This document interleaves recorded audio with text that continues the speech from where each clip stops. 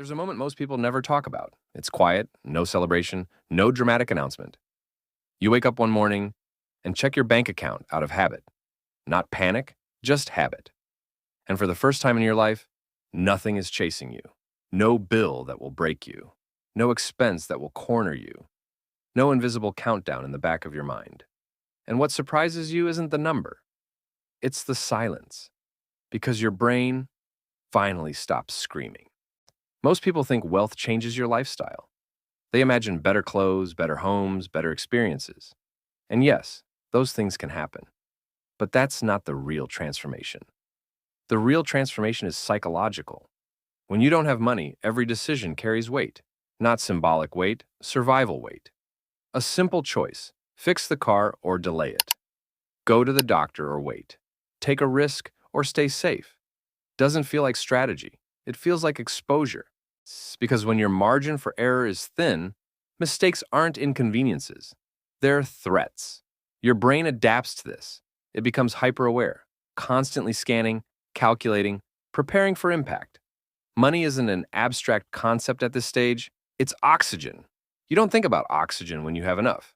But when you don't, it's all you feel, and the world responds to you differently in this state. Not because people are cruel, but because systems recognize certainty. When you have little money, your time is flexible, which really means it's not respected. You wait longer. You tolerate more. You accept conditions you didn't choose. You sit in waiting rooms. You accept delayed payments. You rearrange your life around institutions that never rearrange themselves around you. Nobody asks your opinion about money. They give you advice, they give you warnings, they give you instructions. Save more, spend less, be patient. As if you weren't already carrying the full psychological weight of survival every single day. And slowly, without realizing it, this shapes your identity. You become cautious, not because you lack courage, but because you've learned the cost of instability. You think in shorter timelines. You prioritize certainty over opportunity. Not because you're short-sighted, because you've had to be. But then, something begins to shift. Not all at once, and not in a way anyone else notices. No, an emergency fund exists. Small at first, but real. A few months of expenses quietly waiting in the background. For the first time, a problem appears and doesn't immediately become a crisis. The car breaks down, and it's inconvenient, not catastrophic. And your nervous system feels it. This is the part nobody explains. Wealth doesn't first appear in your lifestyle. It appears in your nervous system. You sleep differently. You think differently. You move differently. Nah, you're no longer reacting to money. You're observing it. And the strangest part isn't how your life changes. It's how people look at you. The same person, the same face, the same intelligence. But now there's a subtle shift in how the world responds. Less urgency, more respect, more options. Because certainty is visible, even when nobody talks about it. This is the first psychological stage of wealth. Not abundance, not luxury. Stability. And stability doesn't just change what you can buy. It changes who you are allowed to become. This is where wealth stops being about survival and starts becoming about identity. And this is only the beginning. In the last stage, we talked about the day money stops being about survival. But before that day ever arrives, there's a stage most people live in for years, sometimes decades. A stage where money doesn't just influence your decisions, it controls your mind. This is the survival stage. Hey, when your financial world exists somewhere between $0 and $10,000, your life can appear stable on the surface. You pay your bills, you show up to work, you keep things moving. But internally, nothing feels secure. There's a constant background anxiety that never fully turns off. Not panic, not crisis, just tension. It follows you quietly. You feel it when your phone buzzes unexpectedly. You feel it when an unknown expense appears. You feel it when something small goes wrong. Because small problems don't stay small when your margin for error is thin. And the hardest part isn't the size of the problem. It's the lack of buffer between you and the problem. Your brain adapts to this environment by focusing on what it can control immediately. The present becomes everything. You don't think in terms of 5-year plans. You think in terms of making it to next month safely. You prioritize certainty over opportunity, not because you lack ambition, but because instability has consequences you can't afford. This is why short-term thinking dominates this stage. You take the reliable option even if it limits your growth. You avoid risk even when risk could improve your future. You protect what you have because losing it would cost more than gaining something new. And when relief comes, it never lasts.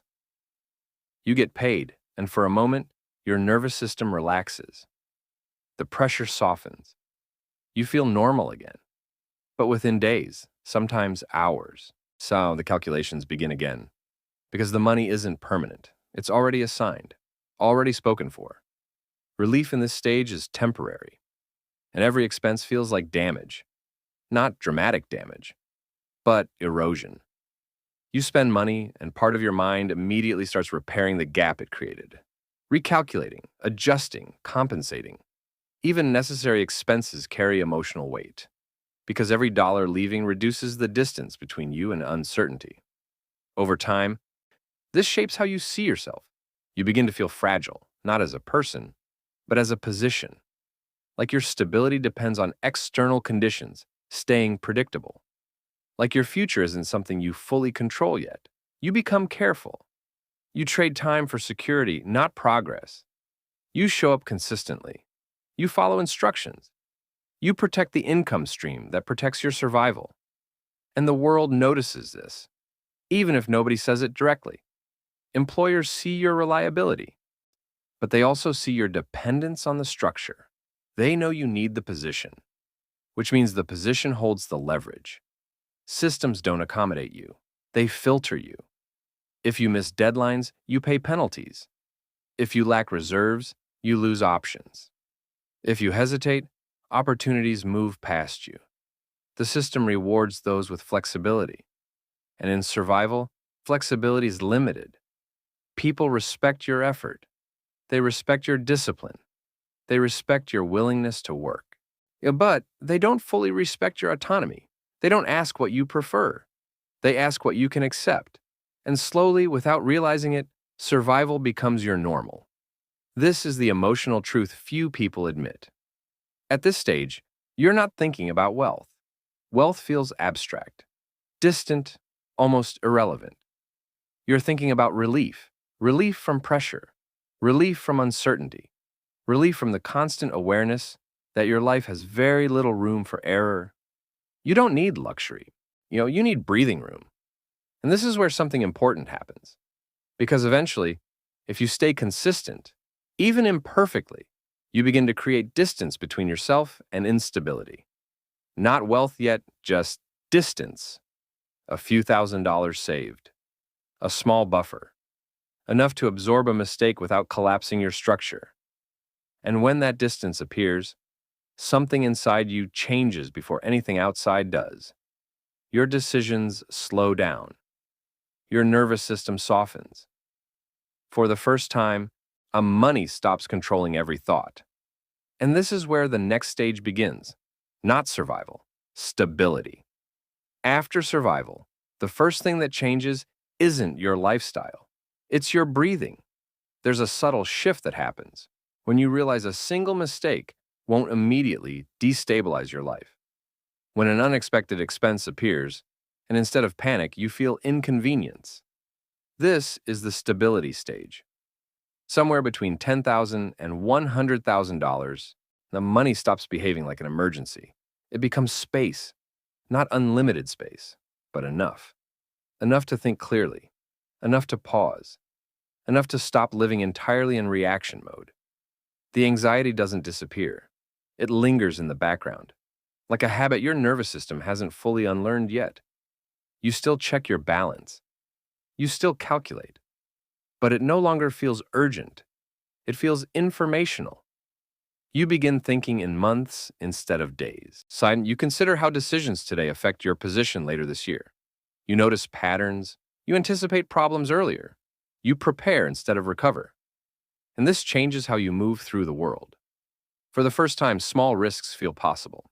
You can tolerate temporary discomfort because you know it won't collapse your foundation. You can invest money without fearing its temporary absence. You can step away from situations that drain you, knowing you have time to adjust. Your nervous system begins to calm down, not dramatically, quietly. You sleep with less tension in your body. You stop rehearsing worst-case scenarios automatically. Your mind gains the ability to focus on things beyond immediate protection. This creates something unfamiliar: cautious optimism. You don't feel invincible. You don't feel wealthy, but you feel less fragile. You begin to trust that your life won't fall apart from small disruptions. And slowly, your perception of the world changes. Like in survival, everything looked like a trap. Every decision carried downside. Every opportunity carried hidden risk. But now, you begin to see options. Not unlimited options. Realistic ones. You notice paths forward that didn't feel accessible before. You recognize that time can work in your favor, not just against you, and the world responds to you differently. People begin taking you slightly more seriously, not because they know your numbers, but because they sense your stability. Yeah, you no longer radiate urgency. You don't appear cornered. Your decisions carry less desperation. This changes how others treat you. You gain basic independence. You're no longer forced to accept every condition immediately. You have the ability to pause, to evaluate, to choose.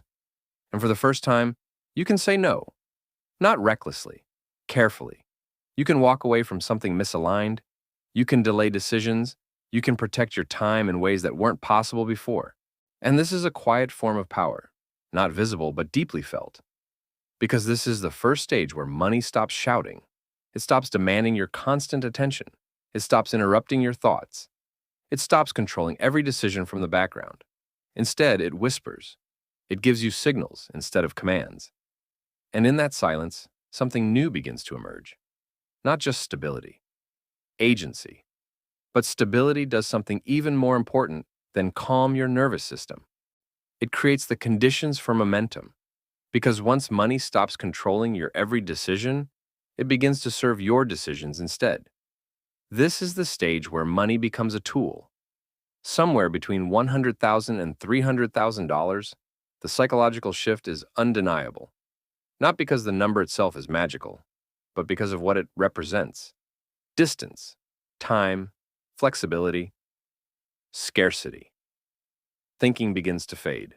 You no longer assume every dollar leaving is a threat. You no longer treat every financial decision like it carries irreversible consequences. You understand on a deeper level that money can be rebuilt. This changes your emotional relationship with it. You stop reacting emotionally to normal fluctuations. An expense doesn't feel like damage. An investment fluctuation doesn't feel like danger. Money becomes fluid, movable, functional. It stops feeling like something you must protect at all costs and starts feeling like something you can deploy. Your decisions become more strategic. You think less about preservation and more about positioning. You begin asking different questions, not, will this hurt me today? But, will this help me tomorrow? You consider opportunity cost. You recognize that holding money in the wrong place has its own hidden cost: time. You begin using money to create efficiency, to buy back time, to remove friction from your life, not to impress others, to strengthen your position. And internally, something even more important changes. You stop seeing yourself as fragile. In the earlier stages, stability felt temporary, like something you had to constantly defend. But now, you've seen yourself earn, save, recover, and grow repeatedly. You begin trusting your ability to recover from mistakes. This trust is powerful because it allows you to act without fear controlling every decision. You're no longer paralyzed by the possibility of loss. You understand that loss, when managed correctly, is part of growth. Your identity shifts from someone who survives to someone who adapts, and the world responds to that shift. People begin respecting your judgment. They ask for your opinion. They listen more carefully when you speak. Not because your intelligence suddenly changed, but because your stability signals competence. Opportunities begin appearing more frequently, not randomly, predictably. You're offered better positions, better partnerships, better choices. Because you're no longer seen as dependent on any single outcome. You're seen as capable capable of walking away, capable of deciding, capable of managing complexity without collapsing under it. This changes how people interact with you. They don't just see your effort anymore, they see your leverage. And this is the emotional turning point of momentum. Money stops being protection. It stops existing solely to shield you from instability. It becomes leverage, a tool that extends your reach, a tool that amplifies your decisions, a tool that allows your actions to have greater impact than your effort alone. You're no longer just maintaining your life, you're shaping it. And once money becomes a tool, the question is no longer whether you'll survive. It becomes how far you can go.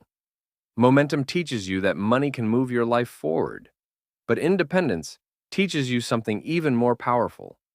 You no longer have to move in directions you didn't choose. Somewhere between $300,000 and $1 million, a profound psychological shift begins to take place. It doesn't happen all at once. It happens quietly, in moments that would have terrified you before. You realize you can wait. You don't have to accept the first offer. You don't have to tolerate every condition. You don't have to say yes just to protect your stability. And that's when fear begins to lose its authority over you. Not completely. Fear never disappears. But it stops having the final say. In the earlier stages, fear made decisions for you. It pushed you toward certainty, toward compliance, toward whatever preserved your immediate security. Now, fear becomes information instead of instruction. You can hear it without obeying it. You're no longer forced into unwanted decisions. You can walk away from environments that drain you. You can decline opportunities that don't align with who you're becoming. Sean, you can pause without worrying that pause will collapse your life. This changes what you prioritize. Survival is no longer the dominant filter. Alignment becomes the filter. You begin asking different questions. Not, will this keep me safe? But, is this worth my time? Not, can I afford to lose this? But does this move my life in the right direction? And internally, urgency begins to disappear. Calm replaces it. You stop feeling rushed by invisible deadlines. Now you stop feeling like your life is reacting to external pressure. Your decisions slow down, not because you're hesitant, but because you have the space to be intentional. You choose carefully, you act deliberately. You begin trusting yourself at a deeper level, because your decisions are no longer driven by necessity. They're driven by clarity. And the world responds to this version of you differently.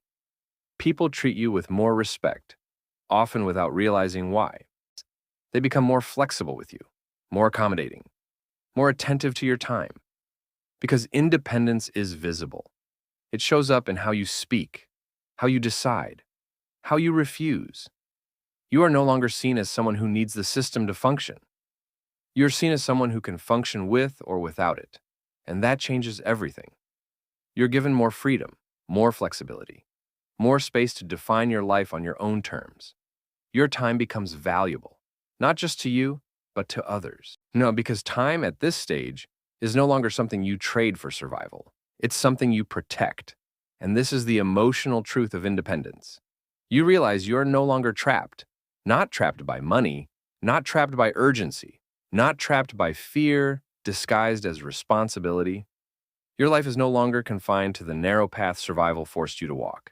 You have options, real options. And once you realize you're no longer trapped, you stop asking for permission to become who you were always capable of becoming. Independence gives you something most people spend their entire lives chasing: choice. But freedom is different. Freedom is when money stops being something you actively think about at all. Somewhere between $1 and $5 million, money undergoes its final psychological transformation. It stops being something you manage closely. It stops demanding your attention. It stops inserting itself into everyday decisions. It becomes background infrastructure, like electricity, always there, always available, but rarely noticed. You stop thinking in terms of affordability, not because you're careless, but because the structure supporting your life is no longer fragile. Ordinary decisions no longer carry financial tension. You don't calculate the impact of every choice. You don't hesitate over things that once required careful consideration. Your attention shifts. For most of your life, money shaped your decisions directly. It determined what was possible, what was delayed, and what was out of reach. Now, money becomes neutral. It stops being the question, and you begin asking a different one. What actually matters? You start thinking about meaning instead of maintenance, about direction instead of protection, about how you spend your time, not how you fund it. This creates a deep internal security, not excitement, not adrenaline, security. You no longer feel the need to prove your stability to yourself. You no longer measure your progress through income alone, because your identity detaches from the act of earning. You stop seeing yourself as someone who survives or stabilizes or even grows money. Money becomes something that supports you, not something that defines you. This changes how you see your own life. You begin evaluating opportunities based on alignment, not compensation. You value your attention more than your output. And then you understand that your time is finite, even if your resources are no longer fragile. And the world responds to you in ways that are subtle but unmistakable. People begin seeking your approval. They listen more carefully. They ask for your perspective. They treat your opinions as signals, not suggestions. Because money at this level doesn't just provide comfort, it signals permanence. You are treated as a person of consequence. Not because of what you spend, but because of what you no longer need. You are no longer seen as someone chasing stability. You are seen as someone who has it. This changes the dynamic between you and the world. You are not pulled by urgency. You're not pressured by necessity. You move by intention, but when money stops controlling it. And here's the truth most people miss. This transformation doesn't begin when you reach millions. It begins the moment you stop living unconsciously. The moment you understand that wealth is not a number, it's a progression, a series of psychological stages that slowly return control back to you. If this video helped you see money differently, even slightly, then you already took the first step most people never take. And I'll be honest with you, most people will watch this, feel something, understand something, and then do nothing. They won't subscribe. They won't revisit these ideas. They won't surround themselves with perspectives that help them escape survival psychologically. And slowly they'll drift back into unconscious patterns, not because they're incapable, because they weren't intentional. But you're still here, which means part of you is ready to see differently. So subscribe, not for me, but for the version of yourself that refuses to stay stuck in survival. Like this video so more people who feel trapped financially can finally understand what's actually happening to them psychologically. And share it with someone who works hard, who tries, but still feels like money controls their life. Because once you see these stages clearly, you can never unsee them. And when you can see clearly, you can finally begin to move forward with intention.